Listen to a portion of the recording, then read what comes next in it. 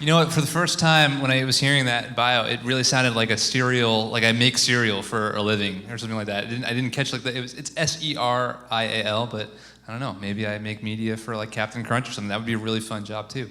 Are you guys all have dinner? That's cool. Okay, so you guys feel a little bit like satiated now, a little chill. It's cool. Okay, so I'm just gonna ask a weird question, and whoever wants to raise their hand, I'm gonna just go out to you guys and ask. But what's your favorite? I know it's July right now, but just go with me. What's your favorite Christmas story? Because Christmas is actually coming up a lot sooner than we all think. It's like it's here. It's imminent. So Christmas story. What's your favorite Christmas story? Who wants to go? Yes. A Christmas Story. A Christmas Story. Okay, great. That's one of my favorites. It's a classic. Who else? Yes. Elf. Come on. That's one of the few classics from like pretty recent history. Yes, ma'am. Is that an actual movie? I thought that was a song. Grandma Got Run Over by a Reindeer. It's an animated movie. Wow. Yes, Ben. Home Alone. Come on, classic. Home Alone. Jeremy. Oh, Jeremy, this is why we're friends. Muppet Christmas Carol. Yes, sir. Christmas Vacation. The Santa Claus. And, Gremlins. Okay. There's always like the creative, cool guy in the room who's like, you know what, I'm going to say Gremlins. That's good. I appreciate that. Thank you. All right, so I'm going to tell you about, it's already up here, my least favorite Christmas story. We're gonna end on a low note, guys, okay? I'm going to bring it back up, but we're going to end on, I'm just preparing you right now. So it's like, I don't know, a couple Christmases ago, my daughter is 3 years old, and I am really excited because I'm going to fire up on the TV the old Rankin Bass special, Rudolph the Red-Nosed Reindeer, the little claymation thing. She'd never seen it before, and apparently it had been a couple of years since I saw it too, because there was some stuff like I missed, like seriously, legitimately missed in this thing. So first of all, this guy, throughout the whole thing, like not a good dude, like super mean throughout the entire. First of all, the thing opens up and you got Donner, who's Rudolph's dad, and you got his wife, who's never given it a name because it's like the 1960s, so big surprise there. And they're in their little Rudolph, or their little reindeer cave, their little reindeer hut, and they just had baby Rudolph. And he's really cute and everything, and in walks the big boss man, Santa Claus. And essentially, looks at the kid and goes, well, he's really cute and all, but gonna have to fix that nose thing, or otherwise he's not gonna be able to work for me. He's not gonna be able to pull my slate. And the good news is we are given a really legitimate reason for this crucial plot point in the movie. False, completely false. No, we have no idea why this thing is a reality. It's as if having a shiny nose prevents you from a really successful career in international parcel delivery for some reason. I'm not sure to this day what that's about. And I'm picking on Santa Claus. I get it. But my issue, if you follow me, is really with the entire arc of Rudolph the Red-Nosed Reindeer. And I'm imagining like some of you guys like maybe have seen my website or something. It's like, who is this guy who's closing out this thing? And or maybe you guys have picked up my book and you go, well, okay, it's called Get Weird. Your thing is kind of about weirdos and misfits and make-believers, and isn't Rudolph the story of a misfit who kind of uses what makes him different to save the world, save Christmas? And isn't that kind of your thing? And I would say, it's close, but it's not on the nose. And I'm just going to wait for a moment to just let that dad joke sink in completely. There's going to be more of those, so just buckle up, guys. This is great after dinner kind of comedy for you. But no, hear me out. Like, so my issue, my fundamental issue with Rudolph is that Rudolph is a character whose value, whose worth is entirely dependent upon what other people think of him in the moment. Like Rudolph's worth, Rudolph's uniqueness is entirely conditional throughout the whole entire plot or song or whatever you want to call it. Like up until, we know the point where, okay, at the end of the movie, it's really great because his shiny nose gets Santa out of a jam, and that's amazing. But up until that moment, it's seen as a defect, right? It's seen as something to be discarded. It's seen as something to be covered up. And so if we were to visualize, that narrative correlation, it would look something like this. I've spent a lot of time on this. Yeah, Yeah. I mean, that's pretty much it. Spent a lot of time on analyzing, that graph and making, but that's essentially it. And in reality, in all seriousness, like as a creator, as a storyteller, as a maker,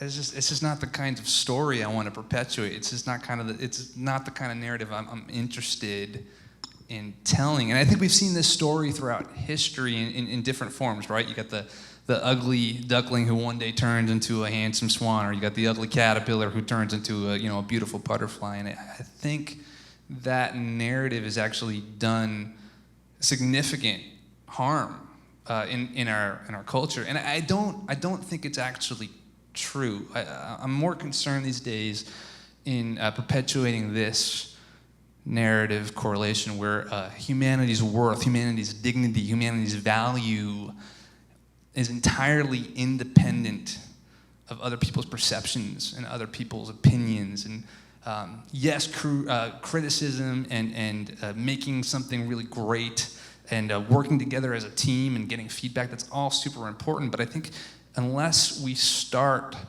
with a baseline that somebody's unique DNA that they sort of insert into a culture is inherently valuable simply because it exists, we're going to settle for less creative, less innovative results.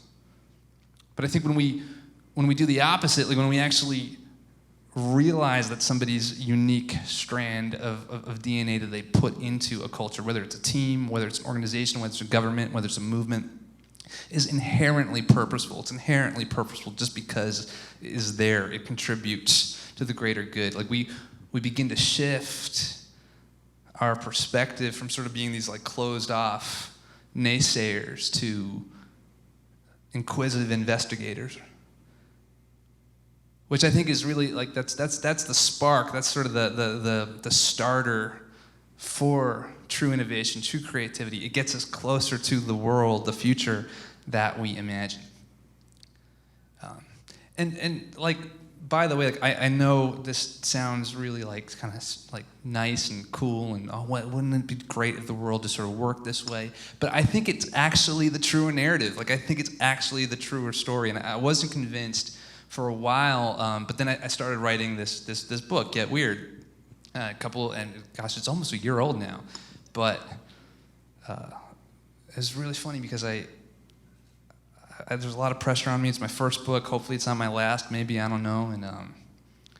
And there's a lot of pressure. And I was going through this. I was like in the zone. But the period of time writing it for a while was just like really uninspirational. I was kind of just having this like awful sort of writer's block. Anybody ever have like total creator's block where you're like, I don't know what to do? So I decided to ask my friend Mama Moo if I could write on her farm. And Mama Moo, her real name is Lynn, by the way, but her kids and her grandkids call her Mama Moo. And she's this wonderful senior citizen who owns like this 24-acre farm in Tennessee. It's beautiful. She's got like these chickens that lay eggs, and all of these wildflowers and these cows and every kind of vegetable imaginable. And she's like in her late 60s, early 70s or something. She gets up every morning and does, I think, more manual labor in a day than I've done like ever. And you'll find her sort of every morning just like rising with the sun. She's got this like thick sort of slab of SPF 30 on her face, like it's already white and it's like now even whiter.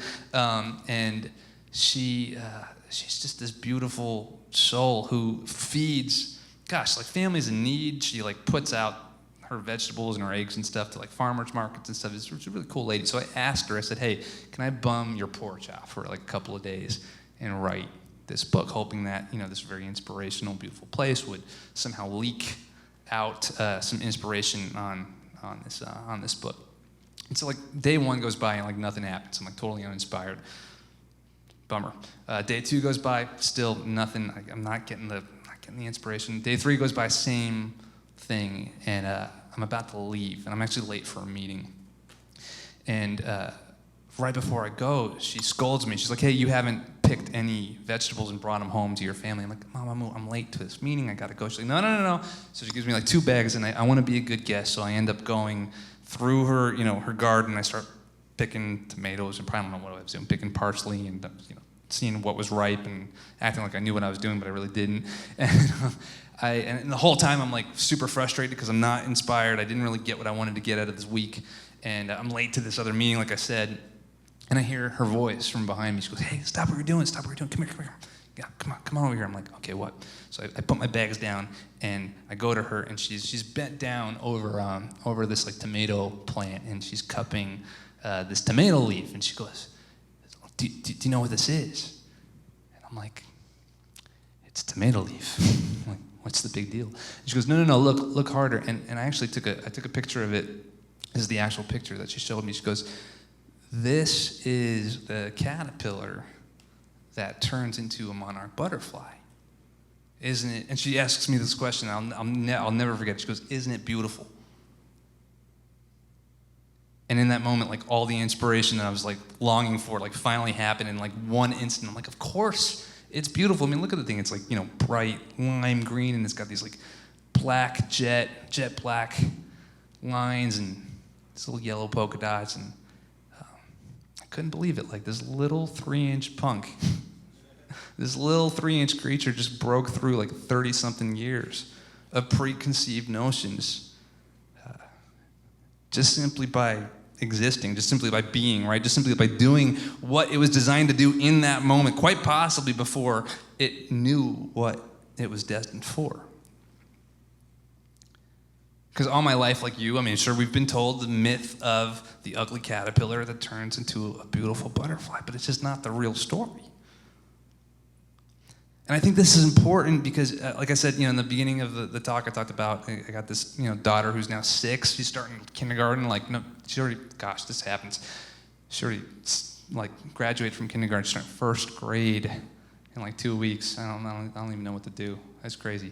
But she's in first grade, and I know the day's coming where I don't know, kids are gonna somehow see whatever she's presenting to them as like less than worthy, or it's not gonna like meet their expectations.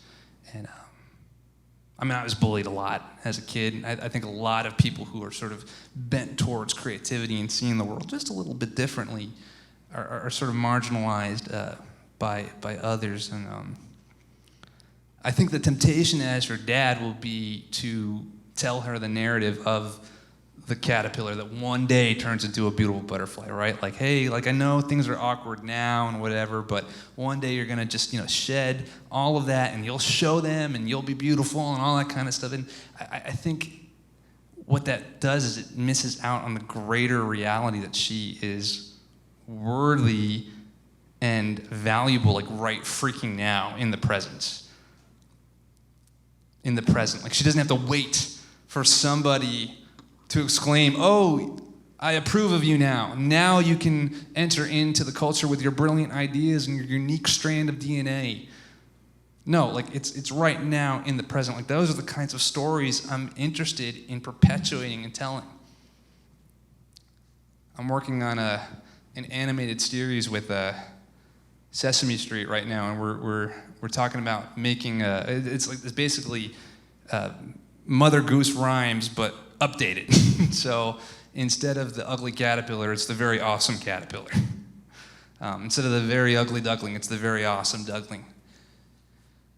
And so what is this like? I don't know. Like, what does this mean for us as a community of creators and makers and storytellers? I just wanted to leave you guys, and I wanted to leave sort of this gathering of over 3 days of sort of you guys inputting all this content with just hopefully an inspiring and an encouraging challenges. Like it means a lot. Like you guys hold a ton of weight, and you guys have a lot of power as creators, as makers. And so like 3 really simple things kind of before I go here that I've been thinking about. One is that like people's worth, humanity's dignity, people's value, it's under attack. It's on the line right now. I think it's in many ways it's always been on the line, but we're living in this point in history where this stuff matters. It matters. And so, number one, as much as you guys are makers, you're also unmakers. As much as you are a maker, the fact that you are making things, that you're bringing ideas into the universe, means that you are also in the process of showing the rest of us what you refuse to stand for. You're creating the future that we all collectively imagine. And every time you do that, every time you iterate, every time you create something, you also carry with you the power to say, it should be like this, not like that. As much as we're makers, we are unmakers as well. Number two, because of that, one transformation is just a really boring story. Like, we've been there and done that. We've heard about the ugly caterpillar. We've heard about the ugly duckling. We've heard about Rudolph the Red-Nosed Reindeer, who one day go through this transformation, and then boom, that's it. End of story. That's not the way the world works. That's not a good story. That's not an interesting story. Real heroes, people that we aspire to, people we want to be like, people we want to emulate, you will constantly find themselves getting weird again. You will constantly find them going back to the cocoon, getting ugly, transforming again. Michael Jordan, right? Greatest basketball player of all time. Sorry, LeBron fans. What does he do at the height of his career? Two things. One, makes the greatest movie of all time, Space Jam, right? Second to Gremlins. Two, what does anybody know what he does? Yes. He played baseball. Horribly. He did minor league baseball, like really, really badly, at the top of his career. Then what happens? He goes through that. He comes back. He comes back to the NBA. He's making 55 points in one game. He's doing game-winning shots. The guy is unstoppable. One transformation is a boring story, and it's not very effective. I think true leaders, true heroes, they're constantly cocooning. They're constantly getting ugly. They're constantly getting courageous enough to be weird and different in the sight of others in order to bring about a new reality. And finally,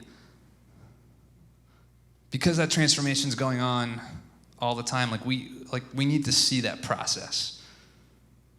We actually need to see that more than your perfection. I think audiences, I think people who are consumers, I hate that word, but like consumers of creativity need to be awakened with a sense that things aren't perfect right out of the gate. Like, especially in this time where like social media is, we're all using it, but we all sort of feel like kind of icky about it too. Like, we all sort of know it's like silently killing us at the same time. Like, can anybody relate to that? I've like got my privacy policies on, or my privacy things on. Like, I can't even look at apps, these days. Cause like, start the day off feeling all good about myself, and then like 3 minutes in, I'm like, I'm an ugly caterpillar. We need to see your process over your perfection. We need to see that the better story is the one that is constantly transforming, constantly unafraid to get ugly, to get different. And so show us that as leaders, as makers and unmakers, show us that process matters and process counts. Show us your iterative process, please. I'm gonna wrap up by doing a little attempt at that too. My family and I took a really big sort of leap for us, kind of personally, about a year ago, where I decided to focus most of my time and energy on this idea that I've had for a while to create content for classrooms. We kind of call it TED meets Sesame Street, but it's a thing called Ring Beller, and it's teaching kids these kinds of stories, right? The story of the very awesome caterpillar, the story of the very awesome duckling, like the idea that our worth is inherent and that it's very good and that our uniqueness matters and it's important and it's valuable. And we're totally in process of it right now. There's stuff that's happening like right now, like probably as we speak, that it could go one way or it could go like the other. And I wish I knew I wish I had like the answers in the back of the book, you know what I mean? And I wish I could see how it ends. But what I wanted to do is just sort of share with you a little like kind of teaser of some of the stuff that we've been putting in classrooms. The good news is it's been awesome. Like we've actually gotten them in a bunch of classrooms all over the country so far, and kids have been using it and responding to it. So I just want to show you, these are just a couple of clips of what we're doing, and hopefully showing you like this process encourages you to show others your process, and I have no doubt that will allow others to feel comfortable to share their process with others, and it becomes this ripple effect, because that's how really great stories spread. So here's a little bit of Ringbeller. Good evening, citizens of Ringbeller, and welcome to the news. I'm Crumbaker. And I'm Monk. We continue our special report on imagination, that strange energy source found on Earth that fills people with wonder and awe. Oh. No, not that kind of awe. Oh, sorry. Since grown-ups and aliens don't really mix well together. I blame every Will Smith movie. Even Aladdin? We don't talk about that one. We're partnering with kids on Earth to help us. One thing that I really wish somebody had told me when I was your age is it's normal to be bad before you're good.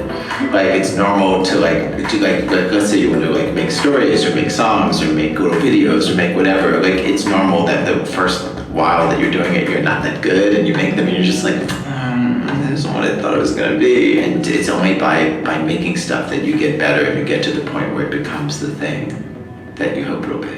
You have a story, and I have a story. We all have stories, and all of those stories are important. And the great thing about stories, like in Shakespeare's plays, is that some of them are mirrors and some of them are windows. And with windows, you can look outside of them, right? And you can see things that may be different than yourself. Or mirror, you can see things that might be the same as you. And maybe that might inspire us as audience members to go, oh, so that's how we live together. That's how we should treat each other or not treat each other. That's the way we should speak to each other. That's how we avoid war. This is how we lean into peace, right? All of these great things that make us better citizens. Now, let's go to the weather. It's that time to beam up another life form from the planet Earth to tell us what the weather is like on their planet. Tractor beam. What wise and intelligent Earth substance do we have today?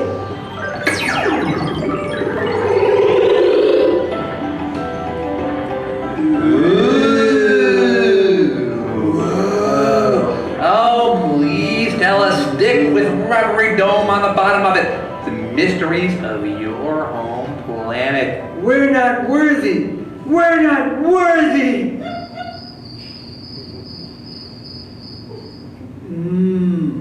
Yes. Yes. Thank you for flushing that out for us. Well, that's it here for the news on Planet Ringbeller. Join us next time when we interview a toilet paper roll. I'm Crumbaker. And Unc, telling you to be kind and stay different. So those are just a couple of clips from Ringbeller. Thank you guys. I saw the fourth grader come out and a couple of you, and that was really fun to watch. By the way, the voice of Unc the robot, the performer, is actually in the audience. He's a Columbus or Ohio native, John Zappin, so he's in the audience right now, and that's pretty fun. So give him a hand, guys. Give Unc the robot a hand. Thank you. Thanks for giving me some time to just share my weird thoughts with you. I hope they're encouraging. I hope they were inspiring. And I'll leave you with the words of one of my heroes, St. Kermit the Frog. Keep believing, keep pretending. Thank you, guys.